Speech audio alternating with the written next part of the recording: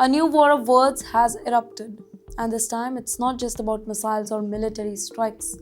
It's about money, it's about motives, and it's about the business of the war.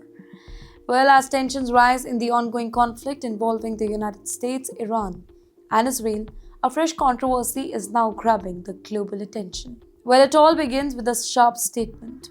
Iran's Foreign Minister Abbas Araghchi, he has openly criticized Washington's approach, questioning whether the war is really about security or something else entirely. In fact, he accused the United States of pushing what he described as a war of choice, suggesting that profit, not just policy, could be part of the whole equation here. And then comes the twist that made this whole story explode. Reports have surfaced claiming that a financial broker linked to the United States War Secretary Mr. Pete Hegseth has exploded. Reports have surfaced claiming that a financial broker who is linked to the US War Secretary Mr. Pete Hegseth he had explored major investment tied to the defense sector just before the tension escalated further. Well, the discussion it reportedly involved funds that are connected to large investment firms like BlackRock, particularly those who are forcing on defense and military contractors. So let's pause here and think about this. Defense funds often invest in companies that manufacture weapons, military system and technology that is used during the conflict.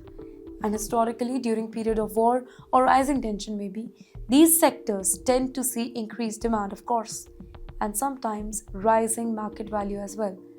But here's one key point. Nothing has been officially proven. The Pentagon has strongly denied these claims, calling them false and misleading. No confirmed evidence has been presented to directly link the policy decision with financial gain in this particular case.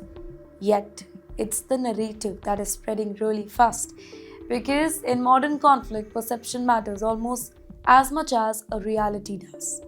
And Iran is using this whole moment to push a very powerful message that global wars may not just be about territory or security, but also about economy sometimes. And this is where the story becomes bigger than just one allegation. Ladies and gentlemen, it raises some uncomfortable question that the world should definitely know about. Can financial market react to war? So the answer is yes. Do defense companies benefit during conflict? Often yes. But does that mean wars are driven by profit? Well, that is where the whole debate begins. And this particular debate is now playing out in public. On one side, official denials and calls for caution against misinformation. And on the other side, accusations that questions the very intention behind the military action. Because in today's world, wars are not just fought on the battlefield, right? Sometimes wars are also fought in narrative, in media, and in public opinion. And every single claim here, proven or not, it becomes part of a larger information war. So, the question is, what should we take away from this? Well, no conclusions, but a lot of questions.